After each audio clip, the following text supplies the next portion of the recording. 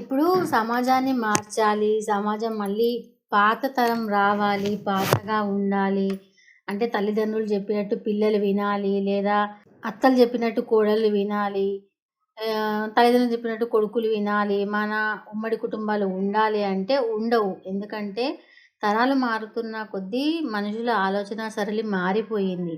మాకు మేముగా ఉండాలి. మాకు మేముగా బ్రతకాలి. మాకు ప్రైవసీ కావాలి అనేది తరాలు మారిన కొద్దిగా వాళ్ళ మనుషుల ఆలోచన విధానాలు కూడా మారి ఇంతవరకు వచ్చాయి. సమాజం ఇప్పుడు ఇలా ఉండడానికి కారణం మాకు ప్రైవసీ కావాలి అనేది. ఆ ప్రైవసీ ఎంతవరకు అనేదంటే ఇంతకుముందైతే 4 గోడల మధ్యలోనే భార్యాభర్తలు మాట్లాడుకునేవాళ్ళు. అంతకుముందు అత్తమామల ముందు కూడా మాట్లాడకపోయేవాళ్ళు.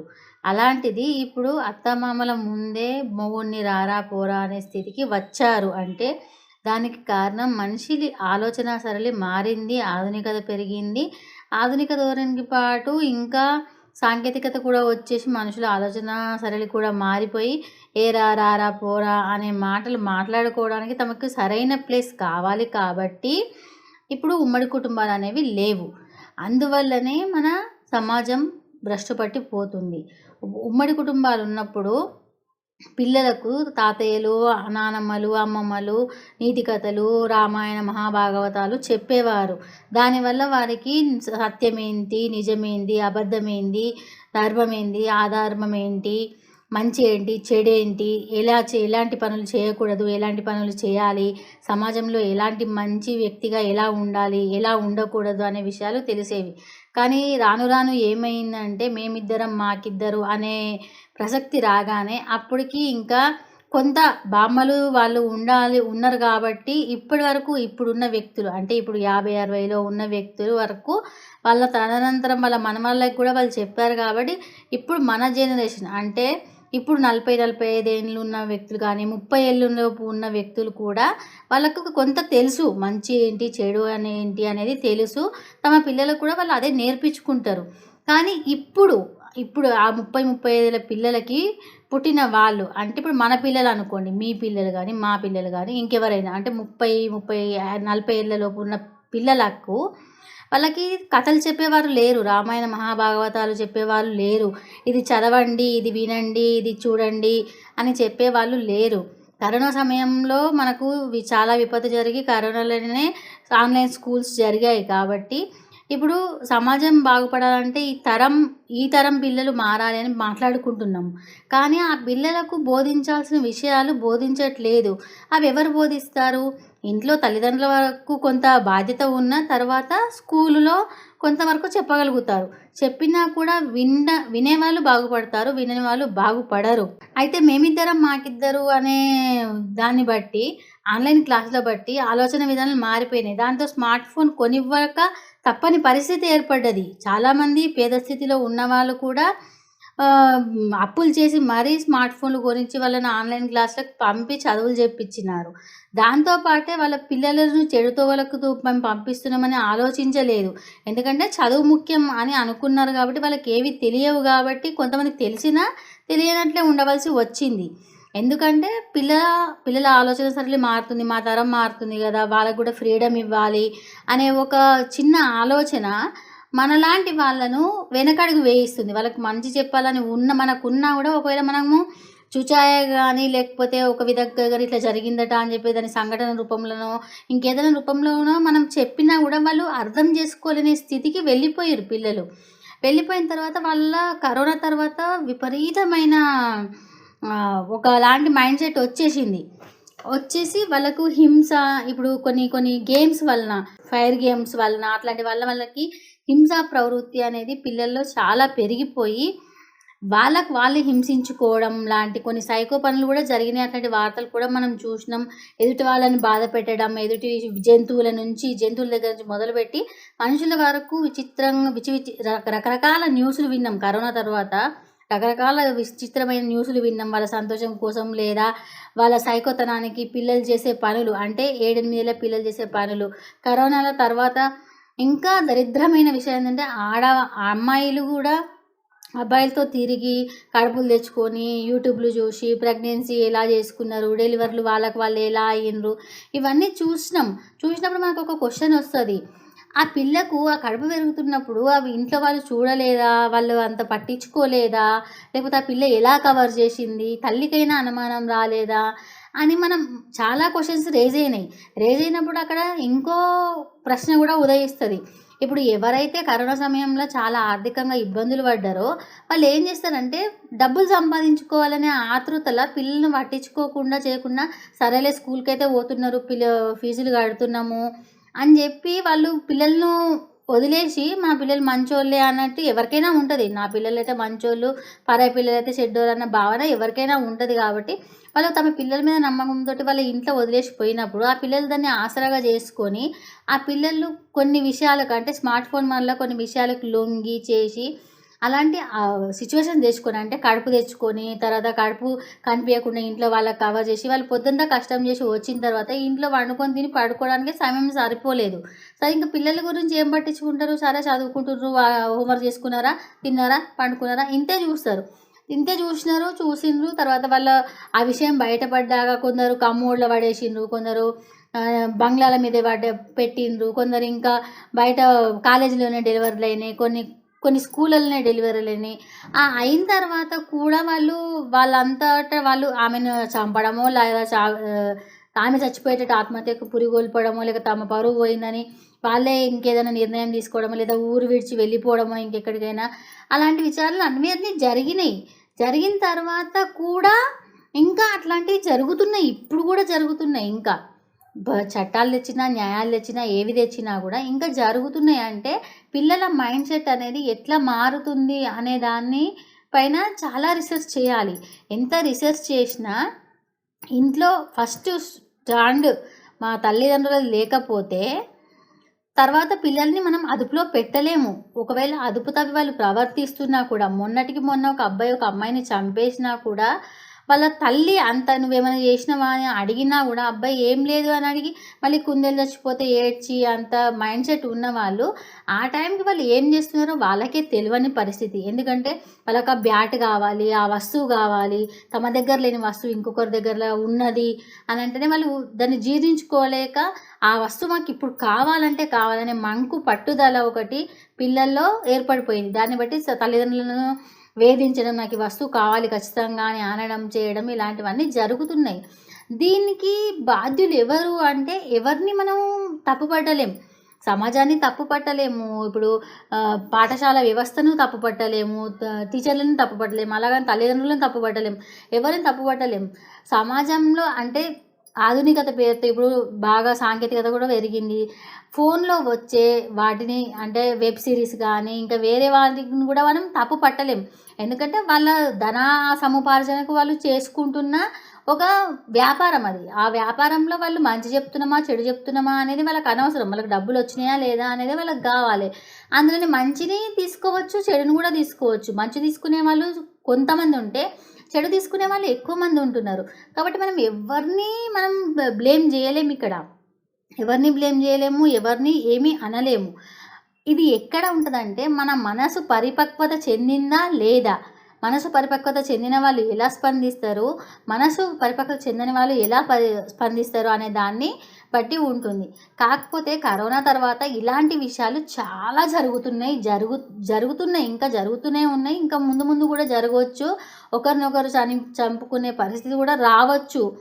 కానీ అంతటి ఆవేశాన్ని, అంతటి దాన్ని వాళ్ళు ఎందుకు అది చేస్తుంటే తమ సంతోషం కోసం, జస్ట్ తమ ఎంజాయ్ కోసం, జస్ట్ నేనిప్పుడు బాగుంటే చాలు, ఇప్పుడు సంతోషంగా ఉంటే చాలు, నేనిప్పుడు ఆ వస్తువు ఇప్పుడు నా దగ్గర ఉంటే చాలు అన్న ఒక ఆలోచన పిల్లలకు రావడం వల్ల అది ఈ జనరేషన్‌పై చాలా తీవ్ర ప్రభావం చూపిస్తుంది.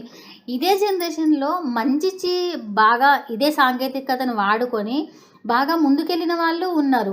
దీన్ని వాడుకొని చాలా లోగా ఎళ్ళిన వాళ్ళు ఉన్నారు. హత్యలు చేసిన వాళ్ళు ఉన్నారు. రేపులు చేసిన వాళ్ళు ఉన్నారు. కానీ అన్నిటినీ ఒకసారి మొత్తం పరిశీలించి చూస్తే మనం సాంకేతికతను గానీ, వెబ్ సిరీస్‌ని గానీ, సినిమాలను గానీ, ఇంకా ఎవరిని మనం తప్పుపట్టలేం. ఎందుకంటే వాళ్ళ మైండ్ సెట్‌ని బట్టి, ఎవరి ఆలోచన విధానాన్ని బట్టి, వాళ్ళు తీసుకునే నిర్ణయాలను బట్టి, అంటే ఆ టైంకు వాళ్ళకి ఏమనిపించిందో అది చేసే దాన్ని బట్టి, మనస్తత్వాన్ని బట్టి వాళ్ళ ప్రవర్తన అనేది ఉంటుంది. అది మనం ఖచ్చితంగా యాక్సెప్ట్ చేయాలి. ఎందుకంటే ఎప్పుడు మనిషి మనసు ఎలా మారిపోతుందో ఎవరు చెప్పలేరు అనేది ఖచ్చితమైన నిర్ణయం. ఖచ్చితంగా అది ఉంది. మనిషి మనసు ఎప్పుడు మారుతదో ఎవరికీ తెలవదు. ఇప్పుడు నేను ఈ విషయాలు ఇట్లా చెప్తున్నా, లేకపోతే రేపు నేను ఈ విషయాన్ని ఇంకో విధంగా చెప్పొచ్చు. అట్లాంటి మైండ్ సెట్ తోటి మనం బ్రతుకుతున్నాం. ఇప్పుడు మన జీవితంలో జరిగిన కొన్ని విషయాలను, అరే! మనకే జరిగింది ఈ విధంగా, మనకెందుకు ఇలా జరగాలి అని చెప్పి నేనే నా విషయంలో నా జీవితంలో జరిగిన కొన్ని విషయాలకు నేనే బాధపడొచ్చు. నాకెందుకు ఇలా జరగాలి, వేరే వాళ్ళకి జరగొచ్చు కదా అని అనుకోవచ్చు. కానీ వేరే వాళ్ళకి కూడా జరగొచ్చు ఇలాంటియే. సేమ్ ఇలాంటియే జరగొచ్చు. వాళ్ళని నేను చూసి ఉండకపోవచ్చు. నా కంటికి అవి కనిపించకపోవచ్చు. వాళ్ళు స్పందించకపోవచ్చు. వాళ్ళకి తెలియకపోవచ్చు. తెలియనివి చాలా జరుగుతున్నాయి మన మధ్యలో. తెలిసినవి కొన్నే, తెలియనివి చాలా జరుగుతున్నాయి అనేది 100కి 100 నిజం ఇది. ఈ నిజాన్ని మనం ఏం చేయాలి అంటే మనిషి మనసును అంటే ఇలాంటి పిల్లవాళ్ళని, ఇలాంటి హింసా ప్రవృత్తి ఉన్న వాళ్ళని ముందుగానే మనం గుర్తించలేము. ఎందుకంటే వాళ్ళు ముందు చాలా అమాయకంగా కనిపిస్తారు. వాళ్ళలో అంత హింసా ప్రవృత్తి దాగుందని ఎవ్వరికీ తెలవదు. ఎవరు వాళ్ళను గుర్తించలేనట్టుగా ఉంటారు. ఎందుకంటే ఇప్పుడు ఆ చిన్న విషయం తీసుకుంటే ఆ కుందేలు చనిపోయినందుకు ఆ అబ్బాయి ఏడ్చిండు. కానీ ఒక అమ్మాయిని చంపొచ్చినప్పుడు మాత్రం అతనిలో ఎలాంటి నేను తప్పు చేసినానన్న ఫీలింగ్ గానీ అతనికి లేదు. కాబట్టి మనం అలాంటి వాళ్ళని గుర్తించలేము. దీన్ని ఎవరు గుర్తించాలి అంటే ముందు తల్లిదండ్రులు. తల్లిదండ్రులు సంపాదన విషయాన్ని కొంచెం ఒక పక్కకు పెట్టి, ఒక 5 నిమిషాలు పక్కకు పెట్టి, ప్రతిరోజు పిల్లలతోటి మాట్లాడుతూ వాళ్ళ ప్రవర్తన ఎలా ఉంది, ఏంటి అని చెప్పి చూస్తూ వాళ్ళను ఒక వీలైతే ఒక నెలకొకసారి మానసిక వైద్యుల దగ్గరికి తీసుకెళ్ళి వాళ్ళతోటి మానసిక కౌన్సిలింగ్ ఇప్పించాలి. కానీ మన దరిద్రం ఏందంటే మన దగ్గర మానసిక నిపుణులు లేరు. ఒకవేళ మానసిక నిపుణులు ఉన్నా కూడా వాళ్ళ దగ్గరికి తీసుకెళ్ళాలి అంటే సైకియాట్రిస్టుల దగ్గరికి వెళ్తున్నారంటే వాళ్ళను పిచ్చివాళ్ళు అని ముద్ర వేస్తున్నారు. అలాంటి విషయాలు అసలు జరగకూడదు. ఇప్పుడు నా విషయానికే వస్తే నేను చాలా డిప్రెస్ అయినా. కరోనా సమయంలో నేను చాలా డిప్రెస్ అయిపోయినా. నేను చాలా సన్నగా అయిపోయినా. ఏదో ఒక విషయం ప్రతి మనిషి జీవితంలో కొంచెం మంచి, కొంచెం చెడు ఉంటుంది కాబట్టి ఆ చెడు అనేది నా జీవితంలో జరిగి నేను డిప్రెషన్‌లోకి పోయిన తర్వాత నాది నేను మళ్ళీ తెలుసుకొని, మళ్ళీ రియలైజ్ అయిపోయి నేను అందులోంచి బయటకొచ్చేసరికి నాకు చాలా డ్యామేజ్ జరిగిపోయింది. అంటే నా జీవితంలో ఉన్న కొన్ని రోజులు, కొన్ని మంచి క్షణాలను నేను మిస్ అయిపోయినా. కొన్ని మంచి మూమెంట్స్‌ని, కొన్ని మంచి రోజులని, కొన్ని మంచి విషయాలను నేను చాలా మిస్ అయిపోయినా. అవన్నిటిని నేను మళ్ళీ తిరిగి తెచ్చుకోలేను. ఆ ఆలోచన అనేది నాకే నేను రియలైజ్ అయిపోయినా. నేను ఈ ట్విట్టర్ ద్వారా గానీ, లేకపోతే నాకున్న సాంకేతికత ద్వారా గానీ, నాకున్న రాయడం అనే ఒక అలవాటు వల్ల నేను రాసుకున్నా. నా డైరీలో నేను రాసుకుని నేను ఇలా ఎందుకు ప్రవర్తిస్తున్నాను? దీనికి కారణం ఏంటి? ఇలా నేను ప్రవర్తించవచ్చా? నా ప్రవర్తన వల్ల ఎవరెవరు బాధపడుతున్నారు? ఎందుకు బాధపడుతున్నారు? అనేది నాది నేను రాసుకొని ఇలా నేను బాధపడొద్దు. నేను ఇలా బాధపడితే నా వల్ల వీళ్ళు బాధపడతారు. వీళ్ళ వల్ల వీళ్ళు బాధపడతారు అని నాకు నేను రియలైజ్ అయిపోయి నన్ను నేను మార్చుకొని నాకు నేనుగా కొంచెం మైండ్‌ని అంటే నా హృదయాన్ని, నా గుండెను గట్టి చేసుకొని నేను ముందుకు వెళ్తున్నా. అదే సమయంలో నాకు కొంతమంది వాళ్ళ మద్దతు కూడా నాకు ఇచ్చారు. మీరు ఇలా బాధపడకండి, మీరు ఇలా చేయండి, మీరు ఇలా చేయండి అని చెప్పి వాళ్ళు తమ మద్దతు కూడా నాకు ఇదే ఆధునికత, ఇదే సాంకేతికత, ఇదే ఫోన్‌లోనే నాకు ఎంతోమంది మిత్రులు, ఎంతోమంది నాకు ఎన్నో విధాల నాకు సలహాలు, సూచనలు ఇచ్చి నన్ను ముందుకు తీసుకెళ్ళి మీరు అలా బాధపడకండి అని చెప్పిన వాళ్ళున్నారు. మీరు అలా బాధపడితే వచ్చే లాభం లేదా అన్న వాళ్ళున్నారు. మీరు అక్కడి నుంచి ఎలా బయటకు రావాలి అని చెప్పిన డాక్టర్స్ ఉన్నారు. మంచి డాక్టర్స్ ఉన్నారు. నాకు మంచి చేసిన మిత్రులు ఉన్నారు. అలా మనలో ఒక ఆలోచన అనేది రావాలి. నేను ఇలా ఎందుకు ఆలోచిస్తున్నాను? నేను ఇలా ఎందుకు ఆలోచించకూడదు? అనేది రావాలి. అయితే ఇది మన విషయం. అంటే 30, 40 సంవత్సరాలు ఉన్న వాళ్ళ విషయంలో ఇలా ఉంటది. కానీ ఇప్పుడు ప్రస్తుతం ఉన్న 1918s కిడ్స్‌లో ఇలాంటి ఆలోచన విధానం రావాలి అంటే ముందు తల్లిదండ్రులు వాళ్ళ తప్పొప్పులని ముందు పెట్టాలి. ముందు పెట్టాలన్నా కూడా భయమే. ఇప్పుడు ఎందుకంటే రిమోట్ ఇవ్వలేదని తల్లిని చంపేసిండు ఒకడు. తర్వాత తండ్రి తనకు డబ్బులు ఇస్తలేడని తండ్రినే చంపేసిండు ఒకడు. అలా తల్లిదండ్రులు భయపడే స్థితికి పిల్లల్ని ఏమంటే వాళ్ళు చంపేస్తారు అన్న పరిస్థితి భయం ఏర్పడ్డది తల్లిదండ్రులు కూడా. కాబట్టి తల్లిదండ్రులు కూడా చెప్పలేరు. దీనికి మనం చేయాల్సింది ఏంటంటే వాళ్ళ పాఠశాలల్లోనే లేదా వాళ్ళు చదువుతున్న స్కూల్స్‌లోనో, కాలేజీలోనో ఎలాంటిదైనా ఒక మానసిక డాక్టర్ తోటి, సైకియాట్రిస్ట్ తోటి పిల్లల ప్రవర్తన ఎలా ఉంది, వాళ్ళ హ్యాండ్ రైటింగ్ని బట్టి కొంతమంది టీచర్స్ అబ్జర్వ్ చేసే వాళ్ళు ఉన్నారు. ఎందుకంటే నేను కూడా టీచర్నే కాబట్టి కొంతమంది అబ్జర్వ్ చేసేవాళ్ళు, వాళ్ళ రైటింగ్ స్టైల్ తోటి అబ్జర్వ్ చేసే టీచర్స్ చాలామంది మన దగ్గర ఉన్నారు. చాలా టాలెంట్ ఉన్న టీచర్స్ ఉన్నారు. ఆ టీచర్స్ ద్వారా తరగతి గదిలో పిల్లలు ఎవరు ఎలా వంటి వాళ్ళు అనేది వాళ్ళకి ఖచ్చితంగా తెలిసి తీరుతుంది. అలాంటి వారిని కొందరిని స్పెసిఫిక్గా మనం ఫిక్స్ చేసుకొని వాళ్ళందరికీ కాకుండా వాళ్ళతో పాటు మిగతా వాళ్ళకు కూడా ఒక క్లాస్లో ఒక కండక్ట్ చేసి ఒక విషయం చెప్తూ దానిపై ఎవరెవరు ఎలా స్పందిస్తున్నారు, ఎవరెవరు ఎలా దాన్ని విషయాలని ముందుకు తీసుకెళ్తున్నారు అనేది ఆ డాక్టర్స్ గమనించి దాన్ని కాలేజీలో కానీ పాఠశాలలో కానీ దీన్ని ఇంప్రూవ్ చేయాలి. ఇంప్రూవ్ చేసినప్పుడు అప్పుడు వాళ్ళలో ఒక మానసిక పరిపక్వత వస్తుందనేది నా అభిప్రాయం. ఇది ఎంతవరకు మనం చేయగలము, ఇది ఎంతవరకు తేలేము అన్నది తర్వాత సంగతి పక్కకు పెడితే ఇలా చేస్తే బాగుంటుంది అనేది నా అభిప్రాయం, కేవలం నా అభిప్రాయం. ఇలా చేయడానికి ముందు ప్రభుత్వం ముందుకు రావాలి. ఇలా హింస ఇలాంటి ప్రభుత్వాలు అసలు ఎందుకు పెరుగుతున్నాయి, ఎందుకు నేరాలు పెరుగుతున్నాయి, ఎందుకు క్రైమ్ రేట్స్ పెరుగుతున్నాయి అని ఆలోచించి దీనిపై ఒక దృష్టి పెడితే ఇంకా ఈ అలవాట్లకు తోడు, ఈ మానసిక చంచలత్వానికి తోడు గంజాయి, డ్రగ్స్ ఇట్లాంటి వాటివి కూడా వాళ్ళకి తోడవడంతో వాళ్ళు తప్పులు చేస్తున్నారు. అట్లా దాన్ని బట్టి క్రైమ్ రేట్స్ పెరుగుతున్నాయి. అలా తప్పులు చేయకుండా ఉండాలంటే వాళ్ళకి ఆ వస్తువులు అందకుండా చూసుకోవాలి. ఇందులో ప్రభుత్వం బాధ్యత ఎంత ఉందో మన పోలీసుల బాధ్యత అంత ఉంది, మన పౌరుల బాధ్యత అంత ఉంది. మనం చుట్టుపక్కల ఏదైనా గమనించినప్పుడు చేసినప్పుడు మనం పోలీసులకు సమాచారం ఇవ్వడమో చేయడమో అట్లాంటివి చేయాలి. కానీ ఈ సమయంలో ఇప్పుడున్న పరిస్థితుల్లో పక్కింట్లో ఏం జరుగుతుంటే మాకేంటి అనే పరిస్థితి ఉంది. పక్కింట్లో ఏం జరిగినా మాకు సంబంధం లేదు. మేము వచ్చినామా, ఎంజాయ్ చేసినామా, తిన్నామా, ఎవరైనా పొద్దుంతా కష్టపడి ఇంటికి వస్తారు. ఇంటికి వచ్చిన తర్వాత కొంచెం సేపు రిలాక్స్ అయ్యి వాళ్ళకి నచ్చిన ఫుడ్ ఏదో తింటారు, మళ్ళీ పడుకుంటారు. మళ్ళీ ఎందుకంటే తెల్లారేసి ఆఫీస్కి వెళ్ళాలి కాబట్టి వాళ్ళకి అంత టైం ఉండదు. పక్కింట్లో ఏం జరుగుతుందన్న అంత విషయం తెలుసుకోవాలి అనేది లేదు. ఎందుకంటే ఇండివిజువాలిటీ పెరిగింది కాబట్టి. సో అట్లా తెలుసుకున్నా కూడా మా విషయంలో మీరెందుకు జోక్యం చేసుకుంటారు అనేది కూడా జరిగింది. అట్లా జోక్యం చేసుకున్న వారిని కూడా చంపేసిన సంఘటనలు మన దగ్గర చాలా ఉన్నాయి, జరుగుతున్నాయి. నా ఇంటికి నీళ్ళు ఎంత దూరమో నీ ఇంటికి నా ఇల్లు అంతే దూరం అన్నట్టు నా ఇంట్లో ఏం జరిగితే నీకెందుకు, నువ్వెందుకు నా దాంట్లో ఇన్వాల్వ్ అవుతున్నావు అని చంపేసిన సంఘటనలు కూడా చూస్తున్నాం మనం. కాకపోతే అవి కొన్ని బయటకు వస్తున్నాయి, కొన్ని బయటకు రావట్లేదు. ఇది ప్రస్తుతం అంటే నా అభిప్రాయం ప్రకారం పాఠశాలల్లో, కళాశాలల్లో మానసిక వైద్యులతోటి విద్యార్థులకు ఒక శిక్షణ శిబిరాన్ని ఏర్పాటు చేయాలి.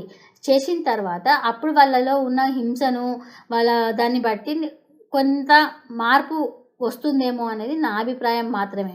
ఇప్పుడు మళ్ళీ 50 ఏళ్ళ వెనక్కి వెళ్ళాలి, వాళ్ళ లెక్క ఉండాలి, వాళ్ళ లెక్క చేయాలంటే ఇప్పుడు ఎవరు చేయరు కూడా. మేము ఎందుకు చేయాలని మాట్లాడతారు. ఇప్పుడు తల్లిదండ్రులనే వదిలేసి విదేశాలకు వెళ్తున్న వాళ్ళు, మొన్న చూసాం ఒక 80 ఏళ్ళ ఆవిడ చనిపోయి కొన్ని రోజులే ఆయన అస్థిపంజరం అయినా కూడా పక్క ఫ్లాట్ల వాళ్ళకు కూడా తెలియలేదు. వాళ్ళ కొడుకు కొన్ని నెలల తర్వాత ఫోన్ చేసి మా అపార్ట్మెంట్కి వెళ్ళి మా అమ్మని చూడమని అంటే వాళ్ళు పోలీసులకు సమాచారం ఇచ్చి పోలీసులు వచ్చి తలుపులు విరగొడితే ఆమె అస్థిపంజరం కనిపించిందంటే ఎంత దుర్మార్గంగా ఉన్నాము మనము. మన పిల్లలు ఎంత ఉన్నారు, వాళ్ళ జీవితాలు బాగుండే చాలు, మా తల్లిదండ్రులు మాకు అవసరం లేదని వదిలేసిన వాళ్ళు ఎంతోమందిని చూస్తున్నాం. ఇంకా మాట్లాడుకోవాలంటే చాలా ఉంది. సమాజంలో జరుగుతున్న అన్యాయాలు, అక్రమాలు, ఇలాంటి కేసుల గురించి మాట్లాడుకోవడం చాలా ఉంది. రోజంతా మాట్లాడుకోవచ్చు, నెలలకు కూడా మాట్లాడుకోవచ్చు, రోజుల తరబడి కూడా దీని మీద చర్చలు పెట్టుకోవచ్చు.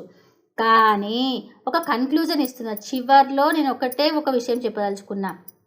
ఇప్పటికైనా ఇలాంటి వాళ్ళని గుర్తించడానికి పాఠశాలల్లో, కళాశాలల్లో పోలీసులు, ప్రభుత్వం కలిసి ఒక మానసిక శిక్షణ శిబిరం పెట్టి అలాంటి పిల్లలు ఎవరైతే ఉన్నారో వారికి ఒక్కరికే కాకుండా వారితో పాటు మిగతా వారికి, ఎందుకంటే వారికి ఒక్కరికే ఇస్తే మళ్ళీ నేను పిచ్చోన్ని, వాళ్ళు మంచోళ్ళ అనే ఆలోచన కూడా వచ్చి ఎదుటి వాళ్ళని చంపేసే అవకాశం కూడా ఉంది. కాబట్టి ఇప్పుడు వాళ్ళతో పాటు మీరు వేరే కాదు, వాళ్ళు వేరు కాదు, వాళ్ళు ఇద్దరు సమానమే, అందరికీ ఇస్తున్నామన్న విధంగా శిక్షణ ఇస్తూ వాళ్ళను మంచి మార్గంలో ప్రయాణించేలాగా ప్రయత్నం చేస్తూ మన యువతరాన్ని కాపాడుకుంటే అప్పుడు మన యంగ్ జనరేషన్ ఫామ్ అయ్యి మంచి ఆలోచనలు వస్తాయి, ఒక మంచి సమాజాన్ని మనం నిర్మించుకోగలుగుతాం అనేది నా అభిప్రాయం.